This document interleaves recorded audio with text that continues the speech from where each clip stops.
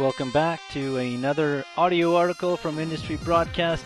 I'm going to dispense with the long introductions today and just remind you that if you would like to follow us on Twitter or Facebook, head over to twitter.com/IBpodcast or facebook.com/industrybroadcast.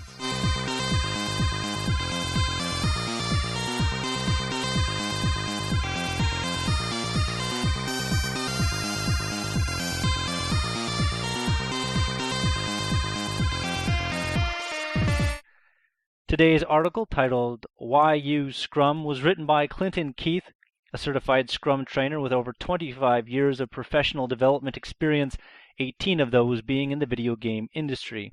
He introduced agile development methodologies to High Moon Studios in 2003, and then to the rest of the industry in 2005 through GDC and his popular blog at agilegamedevelopment.com. For more insight on agile development, as well as a rundown of the invaluable services he offers, head over to www.ClintonKeith.com. Why use Scrum? The problem. You know, if I owned a video game studio right now, I might not be able to sleep at night. Pretty sure that I would lie awake thinking about how much money it costs to run my studio each and every day. You see, my typical project has over 60 people working on it at any one time. That's over $50,000 a day per project. That's a lot of cash. If that project takes 2 years, it's going to cost well over $10 million. Add the publisher's cost of marketing and distributing the game, and that project would have to sell over 1 million units just to break even. How many games sell over 1 million units? Not many. Game development has never been the model of efficiency. It requires a lot of very talented people with creative ideas working closely together and staying continually focused. Under these conditions, it's certainly not the place to set up a factory where you hope to roll out one hit after another. A great game kind of emerges like magic, and creating a great game is not a predictable success. Since the beginning of the video game industry, we've been driven by hits. We waste a lot of money making bad games and make it all back and lots more when we manage to make a hit. These days, the stakes are different for each game. The hit or miss model just doesn't work anymore because the numbers aren't working the same. A decade ago, $1 million budget was very rare because the teams were small and the technology was far more limited. But fast forward today, the video game market has grown steadily over the past decade or two, and the cost of developing games has skyrocketed at an even higher rate. 10 years ago, a single hit could finance 10 failures, but we are rapidly approaching a day when each game must make a profit. We may already be there. But let's go back to that $50,000 a day. That's what is keeping me awake. Did we add $50,000 worth of game today? Will we tomorrow? That's the question we need to be asking ourselves. Today wasn't such a great day. The build has been very unreliable for a week now. Ever since we got the last version of the engine, we've been bleeding money. The last 10 years have seen a number of improvements in how we make games. The tools for making games, such as Maya and Visual Studio, are an order of magnitude better now than they were when we were running them under Windows 95. However, with all the progress, it still seems as though we're losing ground. This has to do with the ever-increasing demands of the hardware and the consumer market. While 5,000 polygon scenes and 2 megs of texture memory were the norm in the mid-90s, we're 2, 4, or even 5 orders of magnitude beyond that today. Today's market demands a very high level of detail in games. These details have driven up the effort of making games. Today, teams of over 100 are common, where a decade ago a team of 20 was considered large.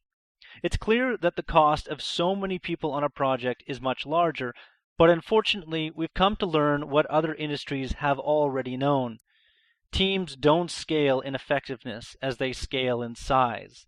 A team of 100 people aren't 5 times as effective as a team of 20. Why is that? Part of the answer is that it's human nature. We spend hundreds of thousands of years organized in small families of about 10 people and larger tribes of about 30 or 50. Our brains are wired to work differently for each group size. You can see this reflected in one of the oldest human organizations, the military, which has learned the lessons of how people work best in various size groups. The military organizes at different size groups based on how well people work within those groups. For example, the squad consists of 8 to 16 soldiers that can communicate at the highest levels of efficiency. The next group size is the platoon, which consists of about 30 soldiers.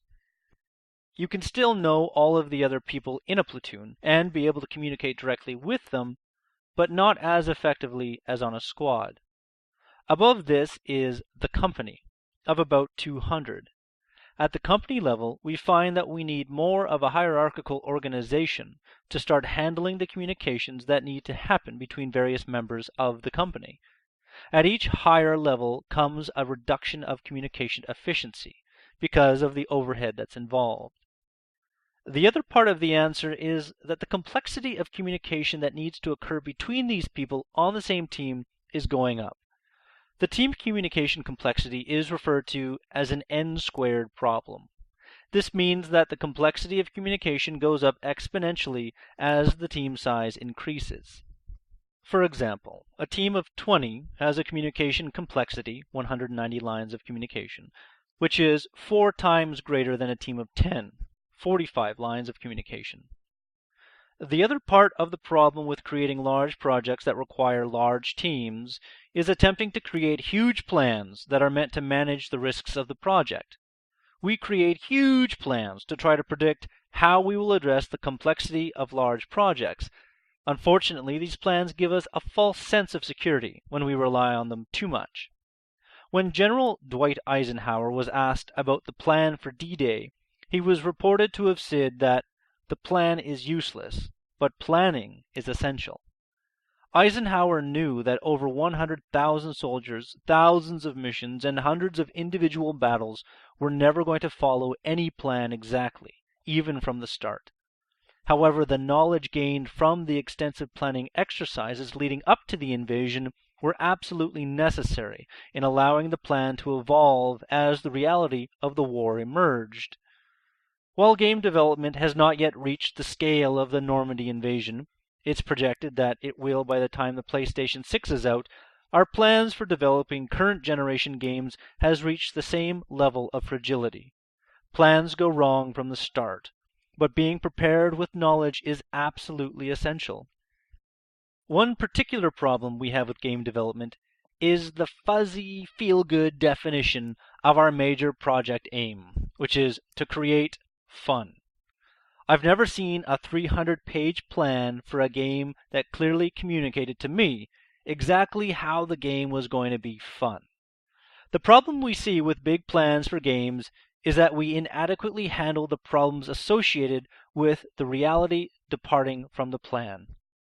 Large plans take a large investment in time, but we never properly invest the time needed to maintain those plans as the game emerges.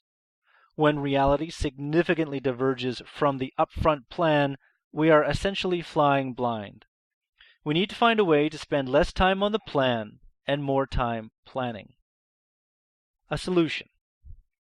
What game development needs is a new way to work. Unworkable plans and team sizes have to give way. Unfortunately, we can't go back to the days when 4 people could make a game without a page of planning.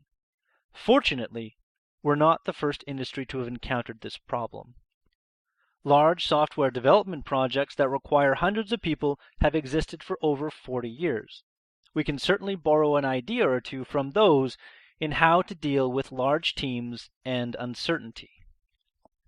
Originally, the complexity of large projects was addressed by increasing the level of planning and adopting phases of development.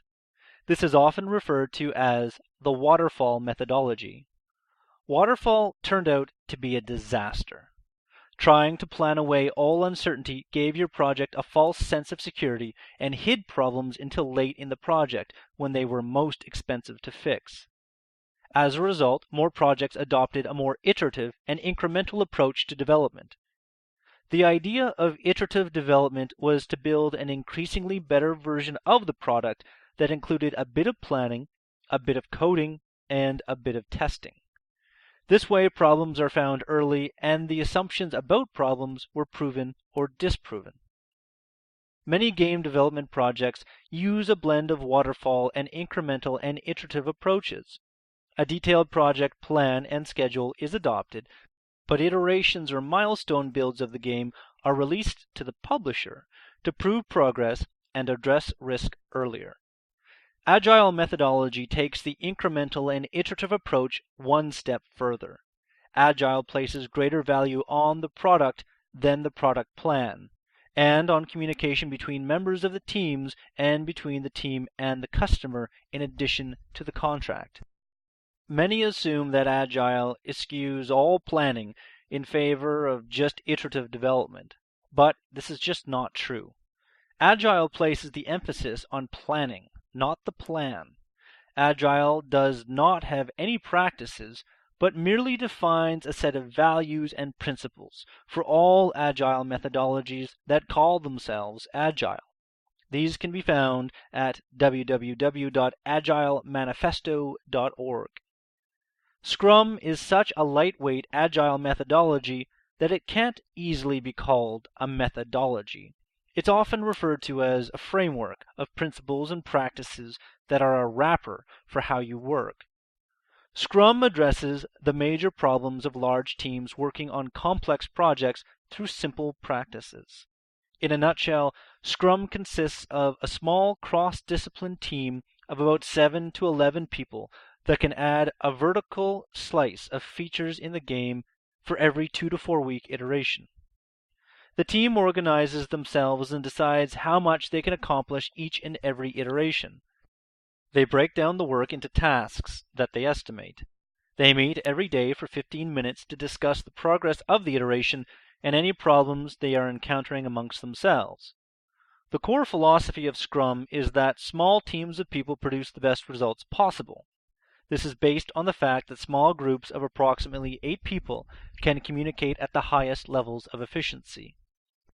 Unfortunately, a team of 8 people cannot make a major console or PC game title these days, at least not in any conceivable amount of time. Therefore, a typical game project using Scrum will have many Scrum teams working in parallel. A key principle of Scrum is that the order that the work gets done for a project is based on a prioritized list of features. This is called the product backlog, and the priority is mainly based on the value of each feature to the buyer of the game. This is made possible by the idea that each iteration of development, called a sprint, in Scrum brings a level of completion. Every iteration includes the elements of a complete project: design, coding, asset creation, debugging, optimization, and tuning. The results of each iteration are used to refine the priorities of the features in the product backlog. For example, a team could produce a jump mechanic for the game in an iteration and then find out that the mechanic adds so much value to the game that further enhancement to the jump, which would have never been pre-planned, could be added to the next iteration. Tasks in Scrum differ from those on a typical project. In Scrum, the team will break down their tasks from features on the product backlog themselves, rather than having a lead or a manager assign individual tasks and estimate them. The main reason for this is that the team will take ownership of their work to be completed in an iteration, or a sprint. Giving the teams a level of ownership of their goals and how they will operate as a team is a key principle. This has to do with how people behave as owners. Take, for example, how people treat their own car versus a rental car. With ownership, teams take their commitment to their goals far more seriously than they do when the work is directly assigned to them. Teams that make commitments as a team accept that they will succeed or fail as a team. As a result, you begin to see peer pressure emerge as a power force on Scrum teams. Individuals that might have been unreliable in meeting goals will find new passion in ensuring that their work is not going to be the cause of their team failing. Returning to the military analogy used earlier, soldiers will be much more likely to perform heroic deeds to protect their fellow soldiers in the trench next to them than doing it for their country. While we don't expect game developers to be jumping on live grenades, we've seen the all for one and one for all attitude have far more weight than managerial reviews. One of the main confusions about Scrum is about planning. Many people have the false impression that agile methodologies like Scrum eschew any planning and that agile teams run the risk of endlessly iterating and never finishing. These fears aren't unfounded. Some teams have seen that traditional project plans have limited value and are attracted to the idea of avoiding planning when they start using agile. Many of these teams do end up iterating in random directions and never getting anywhere. True agile planning follows Eisenhower's famous attitude about planning, though. Planning is an essential part of agile, but agile projects do not rely on a fixed plan. In fact, a properly run agile project spends more time in planning over the course of the entire project than on a waterfall project. On an agile project, plans are considered snapshots of what we know. Plans change to reflect reality rather than the other way around. Additionally, we do not try to plan away uncertainties on an agile project. The goal is to be very clearly identifying what we don't know, which is where the risk lies on an agile project, and use the uncertainty we identify to prioritize the order of the work. A key strength of Scrum is that its practices create visibility during the game's development. The main area of visibility is in the progress of the game every iteration.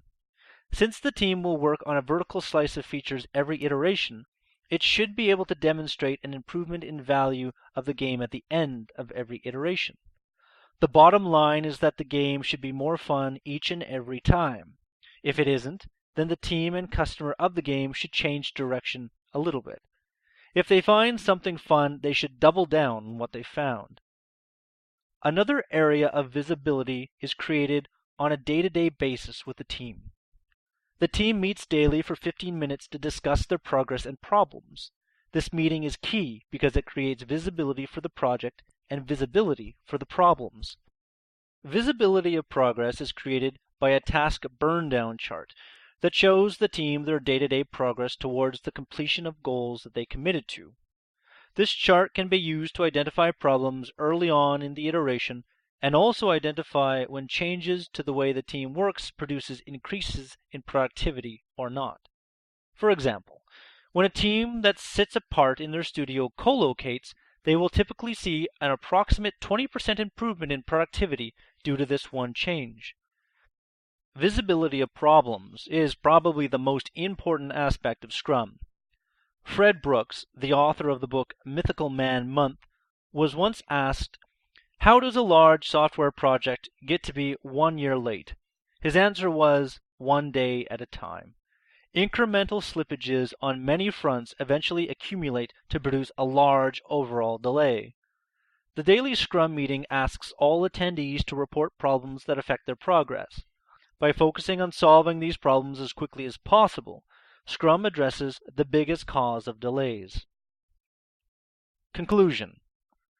So how would Agile help the CEO of a game development studio? Well, the first thing to point out is that Scrum is not going to convert your studio into a hit factory. Great games are made by talented developers. If you don't have the right people, Scrum isn't going to do you much good. Scrum will make development at your studio a lot more transparent. When you adopt Scrum, you will experience a large surge in problems reported on a daily basis. This is due to the practices which encourage transparency. Some executives can't handle this transparency very well at all.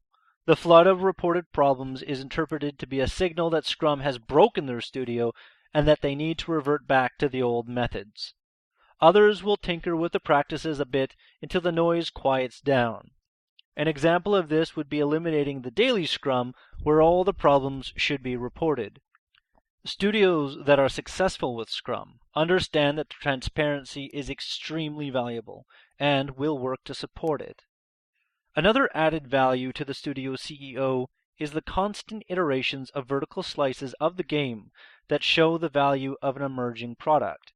There is no excuse that you should wait until alpha to know whether your game has a chance of being any good or not. The vertical slice being done should be prioritized not only on the value to the game, but to address concerns of risk and cost to the overall project. Are you concerned about the game being able to run on a PS3? Prioritize PS3 work early. The bottom line is that Scrum creates transparency, which allows you to make common sense decisions. If you ignore or do nothing about this transparency, then Scrum will do you no good. Scrum should never reach a state where no problems are reported either. It opens the door for continuous improvement, which should become part of your culture. As you've seen in the last decade or more, the pace of change will not stand still. And certainly, the way you make games should not stand still either. Well, that does it for the reread of audio article number 20, Why Use Scrum by Clinton Keith. A reminder to check out Clinton's website at www.ClintonKeith.com. And if you want to follow us on Facebook or Twitter, go to twitter.com/IBpodcast or go to facebook.com/IndustryBroadcast. My name is Ryan Wienko signing off and hoping that once again we brought